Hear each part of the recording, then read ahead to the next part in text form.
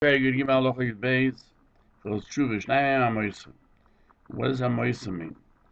Somebody who gives up a fellow Jew. Hamoisa Chavero Biharakum L'Ogir L'Akoi. So if he gives over a fellow Jew to be struck or killed, and somebody who transfers a Jew to the authorities, and the money of his friend to the authorities, to Goy, or to someone who forces people to pay, he is like this force of, even if he's Jewish, he's like a goy, and both of these have no chelik l'olam haba.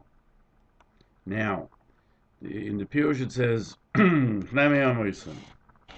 Hamoisa, meaning he speaks against his chaveroi, his friend, and he gives him over bi'agoyim la'ogoy la'akoisoi. He should torment him. Where he gives over his wealth, assets to others. Doesn't have to be to a goy. It could even be a Jew who's a robber. The Merkevus HaMishnah cites the source of this in a Brisa in Rosh Hashanah 17a. Haminim v'hamoisrois. The word moisrois is used. V'abikorsim yodem ligehenem. These three, the minim and the moisrois and abikorsim, go to Gehenim, and they are judged for generations and generations because they have no chelik l'olam haba.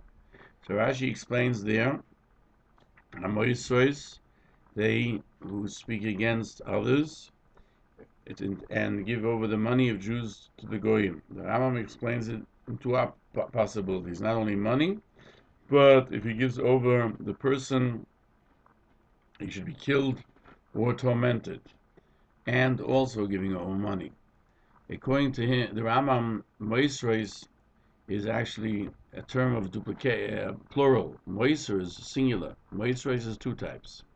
Hilchos Tshuva, the Rambam writes, it's forbidden to transfer a Yisrael to the Goyim, whether his physical goof or his money, even if it was a Rosha and a Balavera, and even if he troubled him.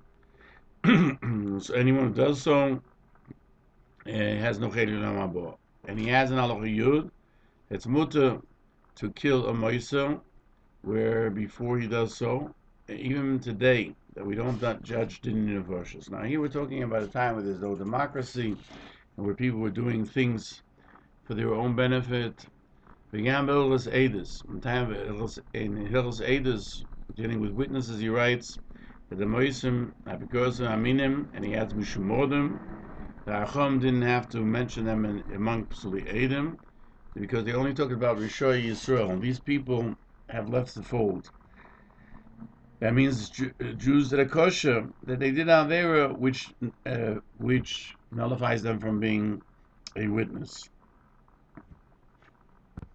which disqualifies them from being a witness. But these that they are rebellious and denial, they're worse than goyim, because by goyim the din is we don't have anything to do with them, and one is not allowed to kill them without warning, etc. And they have to those who are good good Samaritans among the goyim, they have a chelik l'olam haba. However, these Jews, the din is that you don't help him, you don't resuscitate him, and he has no chelik l'olam haba.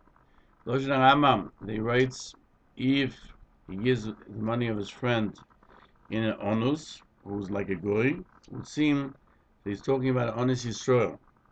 He's referring to a Jew who is forcing people to give him money.